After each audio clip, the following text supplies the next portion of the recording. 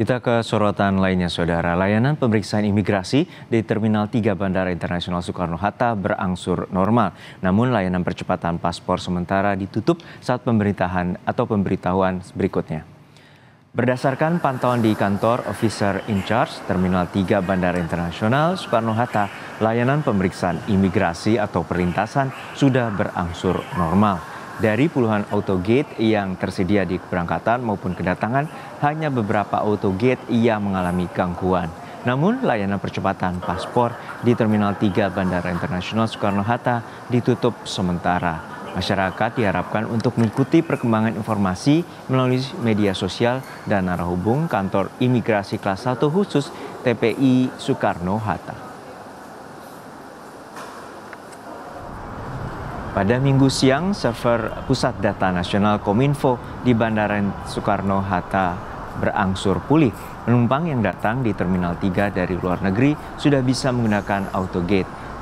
Kominfo mengklaim sebagian layanan keimigrasian melalui autogate sudah kembali beroperasi secara bertahap. Akibat gangguan, pelayanan keimigrasian sempat harus dilakukan secara manual dan menunggu verifikasi yang dilakukan pihak imigrasi. Lalu seperti apa dampak lumpuhnya Pusat Data Nasional di layanan paspor di Bandara Soekarno-Hatta? Kita segera bergabung dengan jurnalis Kompas TV Renata Panggalo di Bandara Internasional Soekarno-Hatta, Banten. Renata, hingga saat ini bagaimana sistem dari layanan imigrasi di Bandara Internasional Soekarno-Hatta dan juga bagaimana dengan layanan paspor di bandara?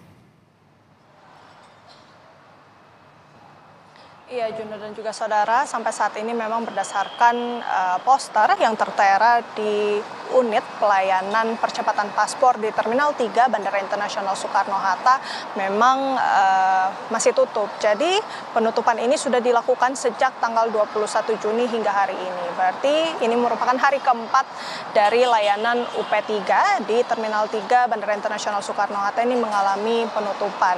Kalau berdasarkan poster memang dijelaskan di situ bahwa penutupan ini disebabkan adanya gangguan dari Pusat Data Nasional yang memang sudah terjadi sejak hari Kamis lalu.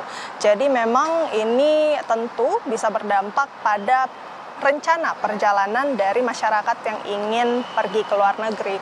Tadi pada saat kami mengecek ke unit pelayanan UP3, memang kami sempat bertemu dengan beberapa warga yang hendak mengurus percepatan paspor. Namun sayangnya mereka tidak terinfo kalau ternyata unit ataupun layanan UP3 ini ternyata tutup.